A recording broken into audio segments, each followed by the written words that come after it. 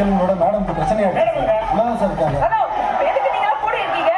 Rules படி நான் media கிட்ட பேசக்கூடாது. ரூல்ஸ் படி லஞ்சம் தான் வாங்கக்கூடாது. ஆனா நீங்க வாங்குறீங்களே. லஞ்சம் வாங்குறதுல தமிழ்நாட்டுல உங்க போலீஸ் ஸ்டேஷன் தான் முதல் இடம்னு சொல்றாங்க.